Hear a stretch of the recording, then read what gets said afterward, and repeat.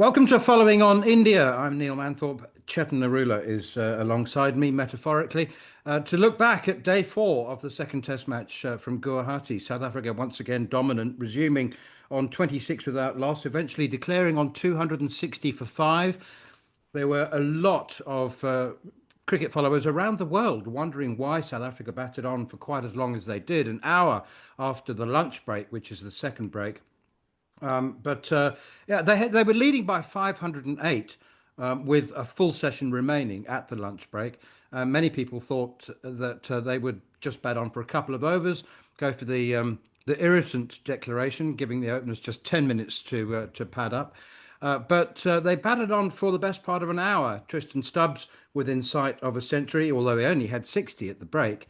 Anyway, we'll talk about that in a moment or two. South Africa may make that delayed declaration immaterial, Chetan, by taking two wickets in the last 40 minutes before the close, getting rid of both openers. India will start day five on 27 for two, needing 522 to win. That's not going to happen, is it? Hello, Neil, and hello to our viewers once again. Yes, it's not going to happen. I mean, when you see one team dominating in this manner and taking out, I think they have taken out two out of four possible results. Yes, it's not going to happen. And the more I watched it, it reminded me of Virat Kohli's captaincy, especially in home tests. He was aggressive. Everybody knows he was aggressive, but I'm talking about aggression in terms of your strategy. And I think Virat Kohli, with the kind of play, with the kind of strategy or with the kind of play that his batters had, or the fact that his Indian team displayed, what they used to do was bat deep, and they were not dust bowls for a better part of his captaincy. So they used to bat deep, put on 450 on the board, and challenge his bowlers to bowl out the opposition. And on a couple of occasions, I had the pleasure of asking him in the post-match press conference what kind of strategy he had in mind when he did this. And he said the opposition can only bat for a draw. I mean, yes, that's the best they can achieve. They can't really achieve victory. So at best they can get a draw, and that allows me to set the field as I want to. And we saw that in those 40 minutes, didn't we? Simon Harmer comes on to bowl. They have a catching cover for the left-hander. They have a they have a silly point. They have a forward short leg. They have a slip in place. Tomorrow they'll have a few more catching in fielders, close in fielders. So 500 is never going to happen. So yeah, 522. Only the second time a visiting side has scored or put up a 500 plus target on the board for India, and the last time it happened was the mighty Aussies in 2004, and they won that series. They won that test. And I don't think that the result tomorrow will be any different. I've always wondered how difficult it is for a side that has no chance of victory. I mean, it's a very old-fashioned concept. We have very few test matches like this anymore when Yeah. you absolutely bat a team completely. The game has changed, obviously, but batting a team absolutely and utterly out of a test match doesn't happen quite so often these days. But there is a possibility that South Africa could run out of time. And they might still rue that extra hour that they could have given themselves. It is a very long batting lineup with Washington Sundar coming in at number eight, if he does come in at eight once again. Jadeja, though, was, I thought, Mm. outstanding. I mean, when there's very little other than personal achievements, personal milestones, every bowler likes taking wickets. But given the circumstances, I thought India could have looked a lot more dishevelled and disinterested than they did. And Jadeja, I thought, really stood up. Those four wickets, there may be consolation wickets, but did you? I'm not going to say did you feel a sense of pride, but I mean they conducted themselves like the professional cricketers that they are. If you want to say it like that, if you want to put it like that, yes, I'll agree with you. But I think the damage was already done. Jadeja bowled well, Sundar bowled well, picked up a wicket finally in the series. Jadeja 4 for 62. When you talk about disinterest or disillusioned, I mean, Jasprit Bumrah and Siraj only sent down 11 overs. So after that, India were not interested in using their pacers at all because they knew that South Africa were just batting for a declaration. And that is from the morning session onwards. So from that point onwards, it was just the spinners. Kuldeep Yadav also bowled just the 12 overs. He was, of course, going at 4 and over. So I think they saw that Jadeja was getting a lot more purchase, that Jadeja perhaps had made those improvements from the first innings when we were talking about how Keshav Maharaj had used his variation in terms of length. He had found the length, Jadeja. You don't often say this, that, in home conditions, that Jadeja doesn't find the right length. But I think more than length, he didn't find the right pace in the first innings. And I thought he found that right pace in the second innings. But the damage has already been done. It was too late in the day. But yes, he bowled well, the way Jadeja bowls, really. But yeah, the damage was really done, and it was just a matter of batting time. We discussed in the first innings that South Africa wanted to keep India away from the batting crease on a good batting day. That was day 2, and they achieved that target. Today also, it was just about batting time. A lot of us perhaps expected South Africa to declare earlier. You certainly did. I also thought that they declared a little too late in the third session. I mean, come on. So clearly, it was about batting time. It was about, like I said earlier, just take out 2 possible results. Just give them the 2 results, the best of them being a draw. Yes, they could still run out of time, but then we are being very optimistic about India's batting having a fighting temperament, something which we haven't seen in this series, whether in Kolkata or in the first innings here. The first innings here was still good batting conditions. Now, not so much. Day 5, the ball is doing a lot more. Simon Harmer, Keshav Maharaj. Obviously, we've not talked enough about Senur and Muthusami's spin bowling because we haven't seen much of it. So he'll probably get a bowl, tomorrow. So it's going to be tough. It's going to be a big challenge for India's remaining 8 wickets. So yeah, South Africa just wanted to play for time. Look, it will always be a probability. These are fantastic cricketers on paper, in terms of talent, in terms of ability. Rishabh Pant, he spearheaded India's great victory at the Gabba. He had an amazing series in England. So when you talk about their talent, when you talk about their past records, in terms of the style of batting, the talent is there. They are representing the country on the international stage. So you're always wary of that factor that something miraculous could happen. Sport is like that. Sport is full of miracles. Whether it be cricket, whether it be football, tennis, Formula One, any sport, it's full of miracles.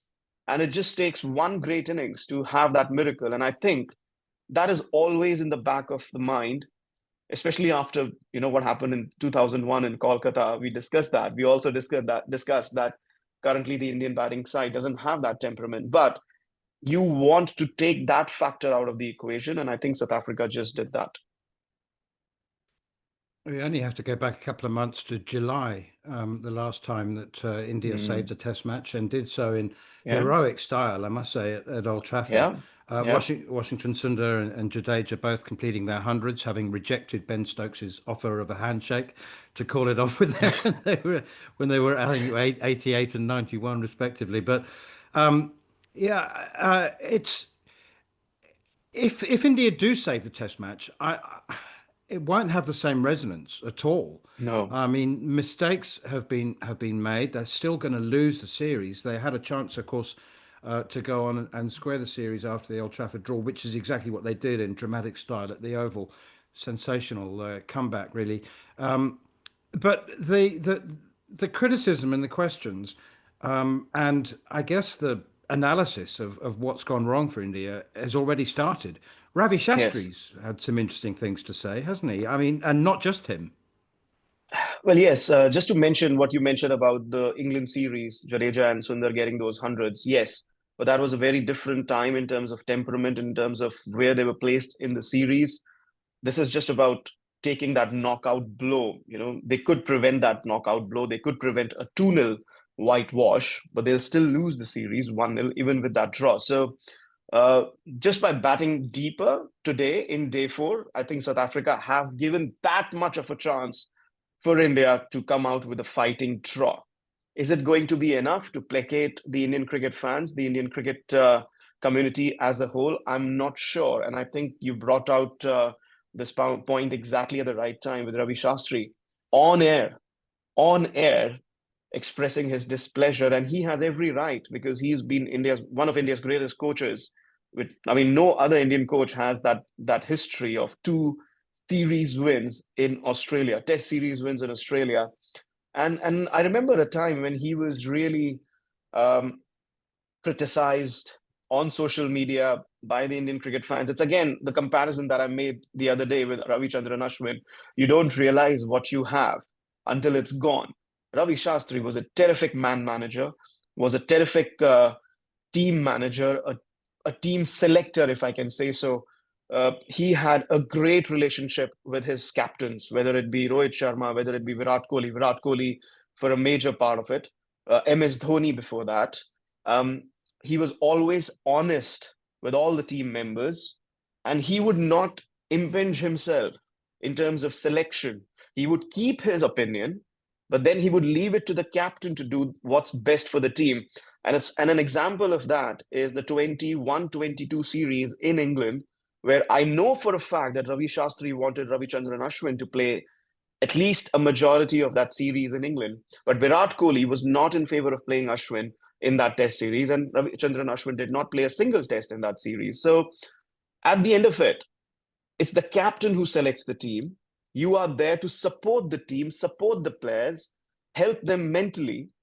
And again, another example of that, when India was bowled out for 36 in Adelaide, and they turned that series around to win that series. Yes, David, yes, you had some of the big players missing in that series in terms of batting and bowling for Australia, but it's no mean feat to win that series.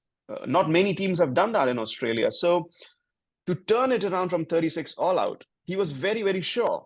What's done is done. It's in the past. I need to work mentally with the players, and that's all he did between the first and the second test match in that particular series. So he knows what it takes to turn things around. He knows how to run the ship.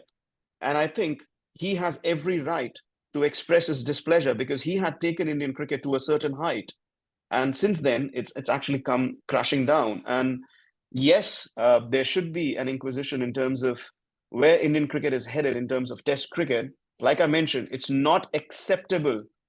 Consecutive seasons, big home losses, it's not acceptable for Indian cricket. There used to be a time when we used to go almost decades without an Indian home series loss, or a decade. The last one was 2012, then 2024. Now it's just a year on, and we're losing another series. There is going to be enough time, around 10 months before the next test series comes around. There's still 9 test matches left in this WTC cycle. Maybe this championship can be rescued, but for that, will they make a change? Will the BCCI go ahead and make a change? Will they have 2 different coaches? Gambhir has done well for the white ball. He hasn't as much with the red ball. It doesn't seem to be working, whatever his thoughts. But again, first point of order or first point of business is to save this test match tomorrow. Yeah, it's a mouth-watering prospect to think that India might have to beat Australia 4-0 or 5-0, and to see how they go about that, in order to reach the final. We should talk a little bit about the South African batting. 20s and 30s again for Aiden Markram and Ryan Rickleton, which will disappoint them. I mean, making good starts, solid starts, and 50 opening partnerships in both innings without going on. That will upset them. I thought Tony de Zorzi batted very well again for his 49. Tristan Stubbs, you were talking about relationships, and he's still finding out about his relationship with Test cricket. I think. I mean, he's spent prolonged periods. He's learning how to use the gearbox. He's spent long periods in neutral during these 2 Test matches, and in fact, he didn't score his first boundary until the 50-second delivery that he faced. And it's interesting to see, with time running out, the instruction was that they would have 40 minutes, actually had a little bit longer than that after the lunch break, to carry on batting. But once he got to the 80s, mid 80s, it was interesting to see him accelerate, and to go very quickly through the gearboxes. I mean, the slog swept 6, and of course he went for the same shot and departed for 94. He would have got to his 100 in some style.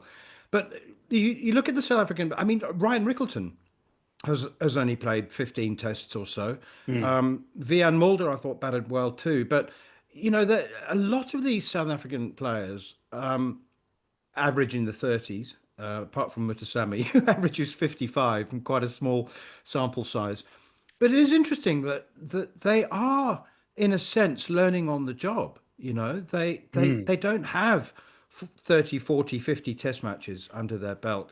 And you get that sense with Tristan Stubbs. And I'm not for a moment suggesting that South Africa were using the extra time in the middle for experience, but they will benefit, these guys. That from they batted 78 overs in the second innings on the fourth day.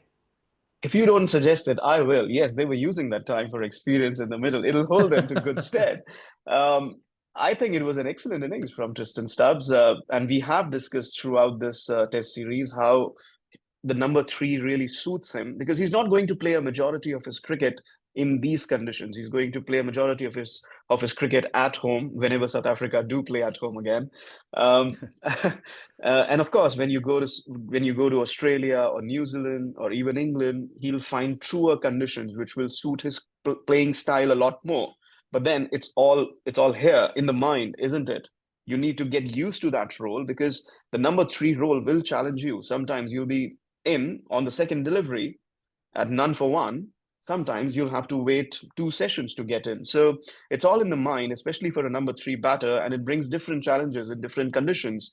And I think the way he batted today, and he had a prolonged net session, like I said, like we all saw, Jasprit Bumrah and Siraj didn't bowl. Nitish Reddy bowled a bit today because only because they wanted to save Bumrah and Siraj, nothing else. There's nothing more to say over there. I tell you what, we have that expression, a penny for your thoughts.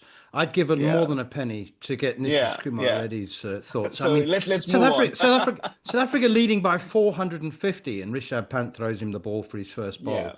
He's an all-rounder. I mean, yeah, look, let's hope that we can talk about him in a positive light after he's batted again on the yeah, fifth day. But his yeah. There's there's not much to say about Nitish Reddy's exploits in this Test match. Hopefully tomorrow, if he plays a match-saving knock. But yeah, going back to Tristan Stubbs, what I'm trying to say here that he had an extended run against the likes of Jadeja and Sundar, and the way he was extending his front foot out, using his footwork well against spin. This experience, these 180 odd deliveries that he's batted here, it's going to hold him in good stead.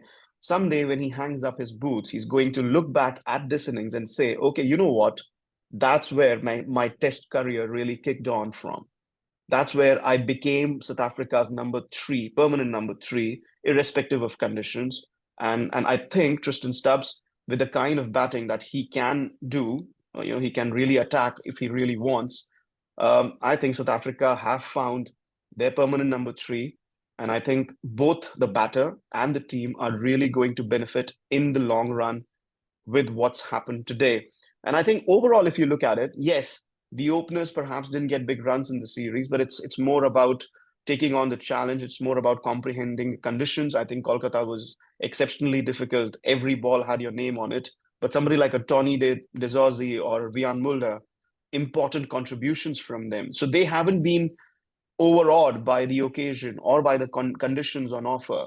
They have held their own even with small contributions, and these have been vital, important contributions. Today, it was a matter of batting time. Temba Bavuma fell cheaply. He's been their best batter in the series.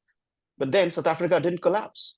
They just used it, if I can say so, as a glorified net session and kept India out in the middle. They kept them out on the field. So, yeah, over the years, it's going to hold South Africa in really good stead. And I think they have found solidity in their batting lineup. And just one more thing, you mentioned, the averages are 30, 35. You know what?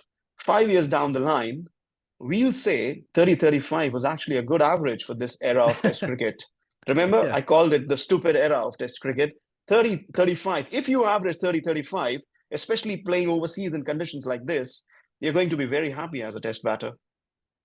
Good point. I made an error earlier. I said that Washington will be batting eight. If they stick to the first innings batting lineup, he's going to be batting nine because Kuldeep What a is, glorious, yeah, what a glorious opportunity for Kuldeep as the night watchman. I'm looking forward to being bored senseless by him blocking it for 5 hours tomorrow. I mean, it's a great, it's a great opportunity for him. He doesn't have yeah, to play a yeah. shot. Well, he does it. 134 balls in the first innings. Yeah. And he showed up a lot of Indian batters, didn't he? I mean, yes, the situation perhaps called for it, but the situation called for the top order batters to show that kind of patience as well, or determination, or focus for that matter. So, yes, I think it'll become a huge topic of debate if he bats another 100 deliveries. Can you imagine Kuldeep Yadav batting 200 deliveries in Test match and the rest of the batting doing absolutely nothing of note? So, yes, I think it'll be a bigger talking point than anything else. But yes, the bottom line is come what may, whatever be the result tomorrow, a draw or a loss for India.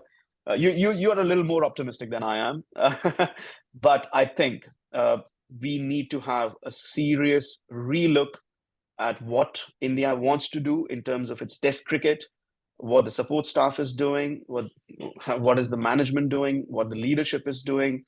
Yeah, we have 10 months on our hands.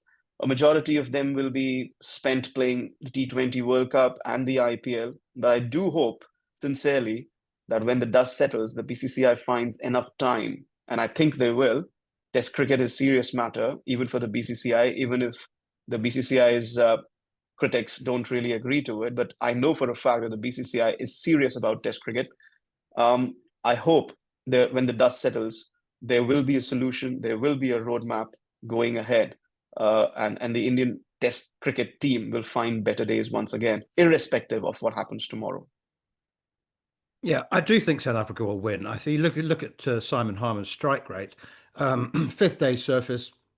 I mean, he gets one to completely misbehave every 20 deliveries on average. And so if he bowls 25 overs tomorrow, I think that India will need a lot of luck. And the thing about being so far out of sight for South Africa is that they can keep men around the bat, as you said, right at the top of the Hmm. show. And if the Indian batsmen do try to disperse those close in fielders by playing some shots, then it becomes a high risk game. So it's going to be a very, very tough one to save. Oh yeah, absolutely. There's no doubt about that. Uh, a lot of the Indian batters will have to play against their natural game. You see somebody like a Dhruv Jurel or a Nitish Reddy, or the biggest of them all, Rishabh Pant. Uh, yeah, I think this has been a disappointing outing for him as batter and as skipper. I think he's better in both departments. It's going to be an uphill task for India. As an Indian cricket fan, as somebody who's watched Indian cricket from close quarters, I hope it's a positive result tomorrow, and that means a draw. Yeah, I don't think it'll happen, but it'll be fun to watch Kuldeep, as I said. I'm looking forward to falling asleep watching him block it. Uh, Chetan Narula, thank you very much indeed. This is our penultimate show. We'll be back to review how things do go after the final day in Guwahati. I'm Neil Manthorp. This has been Following on India.